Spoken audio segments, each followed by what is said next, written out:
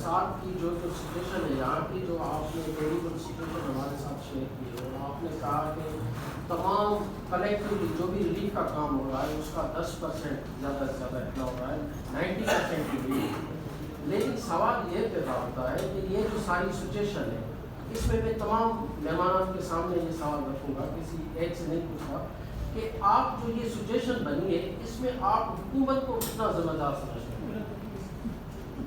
جواب کون دے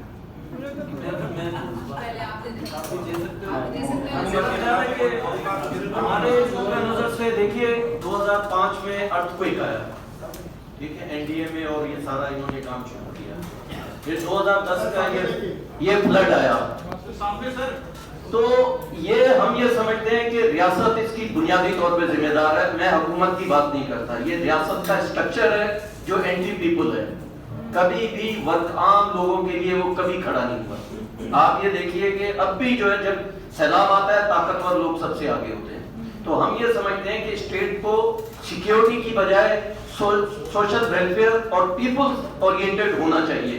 ہمارا ہیلتھ کے اوپر خرچ کرنا چاہیے، جیسے کرامہ صاحب نے کہا، ہمارا ہیلتھ کے اوپر ہم خرچ نہیں کرتے، پبلک کے لیے بہتری کے لیے خرچ نہیں کرتے، تعلیم کے لیے خرچ نہیں کرتے، تو اس کا نتیجہ یہ ہوتا ہے۔ تو جہاں پہ جس طرح یہ کاربن امیشن اور یہ جو ہے ایشو، اس کے ساتھ ساتھ جو ہمارا اپنا ایشو بھی ہے کہ آپ یہ دیکھیے جتنے اسٹرکچرز کھڑے کیے ہیں دریاؤں پہ، میگا پروجیکٹس جو بنائے ہیں، اس نے تباہی مچائی ہے۔ بلوچستان کے اندر 26 سے زیادہ ڈیمز جو ہیں وہ غلط بنے، اور اس کا نتیجہ آپ یہ دیکھیے کہ سارے ٹوٹ گئے۔ انفراسٹرکچر جو ہے اس کے اندر پیسہ کھایا جاتا ہے، مطلب لوگوں کی زندگیوں کے ساتھ بھی کھیلا جاتا ہے۔ تو اسٹیٹ از ریسپانسبل، اور اس میں یہ ہے کہ اس میں criminal negligence from the state side. سو ہم سمجھتے ہیں کہ این ڈی اے میں جو ہے اس کو پرو پیپل بنانا بہت ضروری ہے، اس کے اندر جس کو لوگوں کا اعتماد ہو اس کے اندر اس کو دو، ورنہ پچھلا جنرل آپ نے دیکھا ایکس جنرل جو تھا اس کے اوپر خردبرد کا الزام تھا، کسی نے اس کو نہیں پوچھا۔ اور آج جو این ڈی اے کا رول آپ کے سامنے ہے، کہیں پہ وہ نظر نہیں آ رہے۔ اگر ہم سب اور یہ لوگ کھڑے نہ ہو تو لوگوں کے ساتھ یہ 10% ہے، یہ 1% بھی نہ ہو۔